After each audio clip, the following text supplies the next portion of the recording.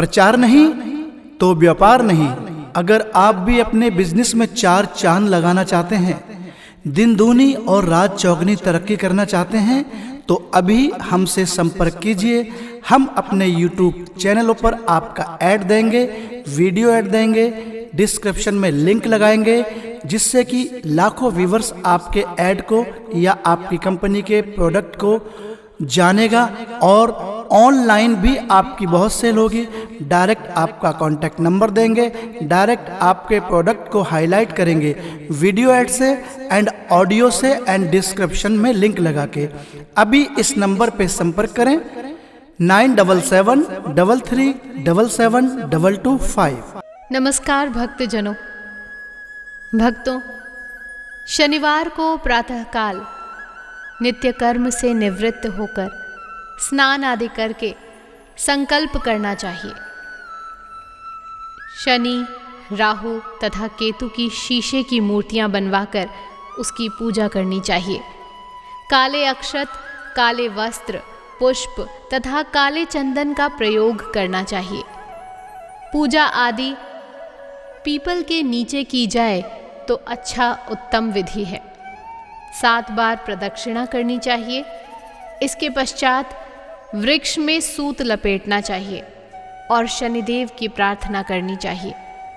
लोहे के कटोरे में कड़वा तेल भरकर काले तिल तथा काली वस्तुओं का दान करना चाहिए। भोजन भी किसी काले रंग के अन्न का करना चाहिए। काले जौ, काले उड़द, काले तिलों का प्रयोग कर सकते हैं। यदि शक्ति हो तो काले बछड़े वाली गाय सुपात्र ब्राह्मण को दान अवश्य करनी चाहिए। आइए सुनते हैं शनिवार व्रत कथा। एक बार सूर्य, चंद्रमा, मंगल, बुध, बृहस्पति, शुक्र, शनि, राहु और केतु, इन 9 ग्रहों में विवाद होने लगा कि हम सब में से बड़ा कौन है। सभी अपने आप को बड़ा समझते थे। उन लोगों का विवाद काफी बढ़ गया और वह किसी फैसले पर न पहुंच सके। तो देवराज इंद्र के पास गए और उनसे निवेदन किया, हे देवराज, आप हमारा न्याय करा के बताएं कि हम 9 ग्रहों में से सबसे बड़ा कौन है। ग्रहों की बात सुनकर इंद्र घबरा गए और बोले, मुझ में इतना सामर्थ्य नहीं है जो मैं किसी को छोटा बता सकूं। मैं इस मामले में कुछ नहीं कह सकता। हाँ, मैं एक उपाय अवश्य बता सकता हूं। इस समय मृत्युलोक में विक्रमादित्य का राज्य है। वह दूसरों के दुख को दूर करने वाले हैं, इसलिए तुम्हें उनके पास जाना चाहिए।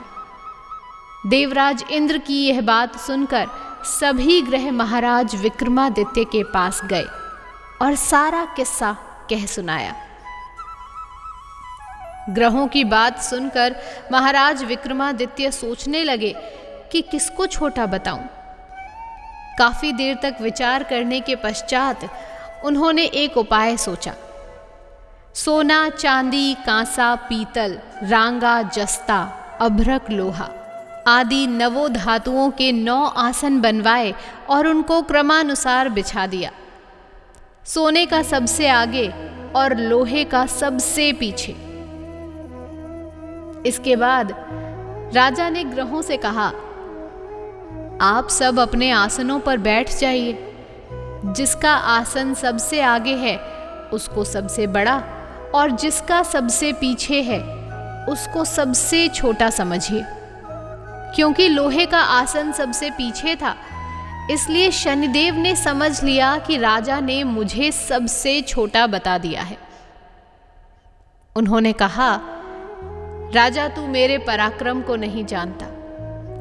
सूर्य 1 राशि पर 1 महीना, चंद्रमा 2.25 दिन, मंगल 1.5 महीना, बृहस्पति 13 महीने, बुध और शुक्र 1-1 महीना तथा राहु और केतु उल्टे चलते हुए केवल 18 महीने केवल एक राशि पर रहते हैं, परंतु मैं एक राशि पर 30 महीने तक रह सकता हूँ। जब श्री रामचंद्र पर 7.5 आई तो उनको वनवास हो गया। और रावण पर आई तो भगवान श्री रामचंद्र जी ने सेना लेकर लंका पर चढ़ाई कर दी और रावण के पूरे कुल का नाश कर दिया। इसलिए राजा अब तू तनिक सावधान रहना। शनिदेव जी की यह बात सुनकर राजा विक्रमादित्य बोला, जो कुछ मेरे भाग्य में लिखा होगा सब देखा जाएगा। इसके पश्चात अन्य ग्रह तो बड़ी प्रसन्नता के साथ और शनिदेव क्रोध से भरकर विक्रमादित्य के दरबार से उठ अपने अपने स्थान को रवाना हो गए। कुछ समय के पश्चात जब महाराज विक्रमादित्य पर 7.5 आई तो शनि ने व्यापारी का रूप धारण कर अनेक तरह से सुंदर घोड़ों के साथ महाराज विक्रमादित्य की राजधानी पहुंचे। राजा ने व्यापारी के पास आकर उन दोनों को देखा और उनमें से एक सुंदर घोड़े को पसंद किया और सवारी के लिए उस पर चढ़ा। बस राजा के उस पर चढ़ने की देरी थी कि वह हवा हो गया और जंगल में राजा को गिराकर अदृश्य हो गया। अब राजा जंगल में मारा मारा फिरने लगा। भूख और प्यास ने भी उसे बेहद सताया। इतने में कहीं से एक ग्वाला आ निकला। उसने राजा को पानी पिलाया। पानी पीने के पश्चात राजा ने ग्वाले से नगर का मार्ग पूछा। ग्वाले ने राजा को सीधा रास्ता बता दिया। राजा शहर में पहुंचा और सेठ की दुकान पर जाकर बैठ गया। सेठ ने जब उसका नाम ग्राम पूछा तो राजा ने कहा, मेरा नाम बीका है और मैं उज्जैन का रहने वाला हूं। सेठ ने उसे कुलीन मनुष्य जानकर जल आदि पिलाया। सेठ की दुकान पर उस दिन अधिक बिक्री हुई। इससे सेठ राजा को एक भाग्यवान पुरुष समझकर भोजन के लिए अपने घर को ले गया। भोजन करते समय राजा ने देखा कि एक सोने का हार खूंटी के साथ लटक रहा है और खूंटी हार को निगल रही है। भोजन के बाद आवश्यकता पड़ने पर सेठ को हार कहीं ना मिला तो सबने यही कहा कि हार अवश्य ही बीका ने चुराया है। इस पर 5-7 आदमी विक्रमादित्य को पकड़कर कोतवाल के पास ले गए और कोतवाल ने उनको राजा के सामने उपस्थित कर दिया और बोले, महाराज, ये आदमी तो भला प्रतीत होता है और चोर मालूम नहीं होता, लेकिन सेठ का कहना है कि चोरी इसी ने की है क्योंकि इसके घर में इसके अलावा बाहर का कोई आदमी नहीं आया। इस पर राजा ने आज्ञा दी कि हाथ पैर काट कर चौरंगिया किया जाए। राजा की आज्ञा अनुसार महाराज विक्रमादित्य के हाथ काट दिए गए।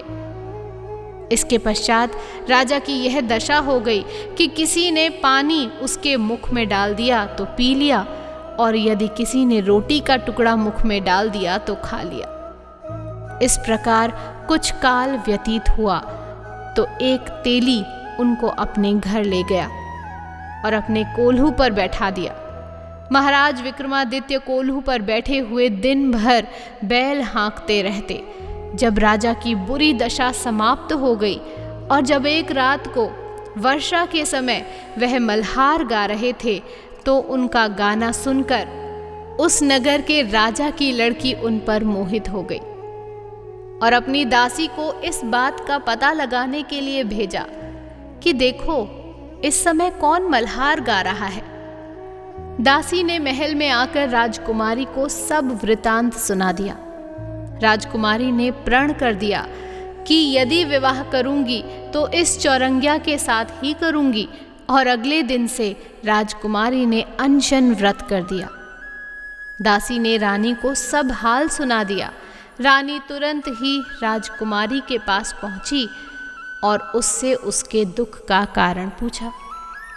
राजकुमारी ने कहा, माताजी, मैंने प्रण कर लिया है कि अमुक तेली के घर में चौरंगिया है, उसी के साथ मैं विवाह करूंगी।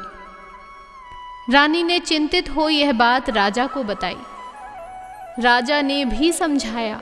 उसने कहा, पुत्री, मैं अभी देशांतर में अपने दूत भेजकर गुणवान तथा रूपवान राजकुमार के साथ तेरा विवाह करवाऊंगा।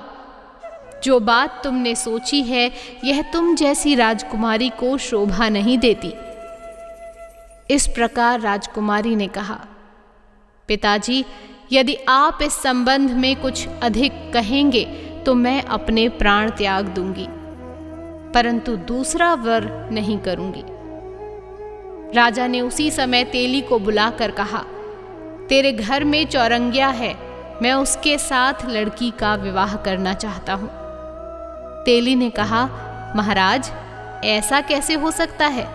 कहाँ आप हमारे राजा और कहाँ मैं नीच तेली? राजा ने कहा, भाई, भाग्य के लिखे को कौन मिटा सकता है?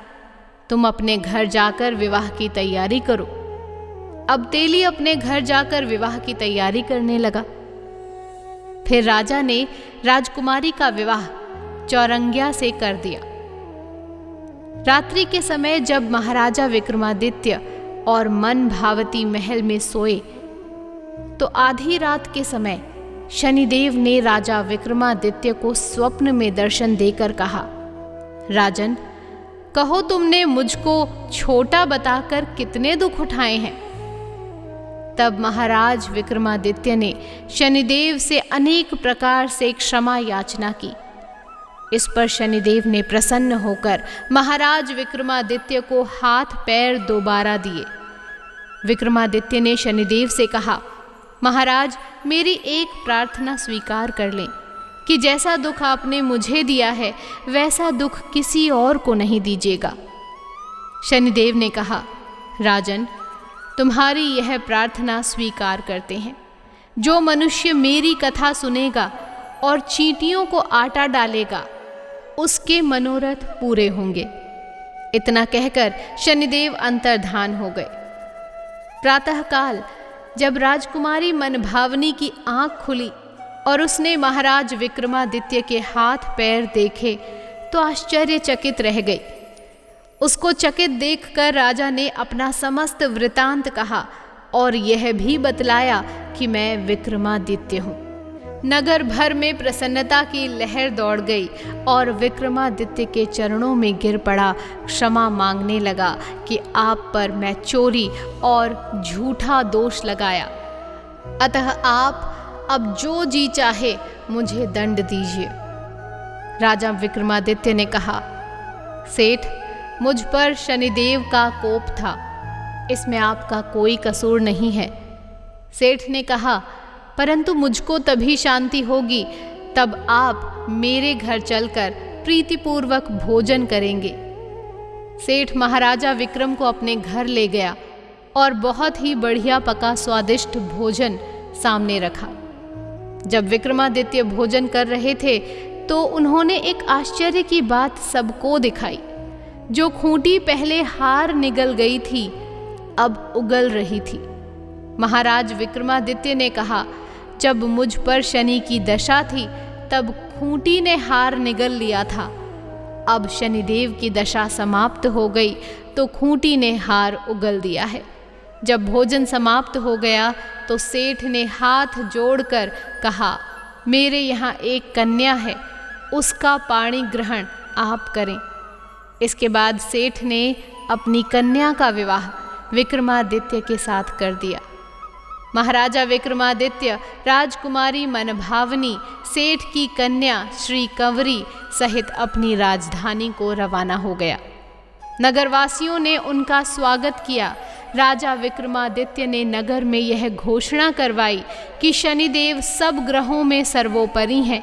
जो कोई शनिदेव की कथा पढ़ता है और सुनता है उनके सभी दुख दूर हो जाते हैं, सभी कष्टों का निवारण हो जाता है, जीवन सुख समृद्धि से भर जाता है और कोई कठिनाई जीवन में बाकी नहीं रहती।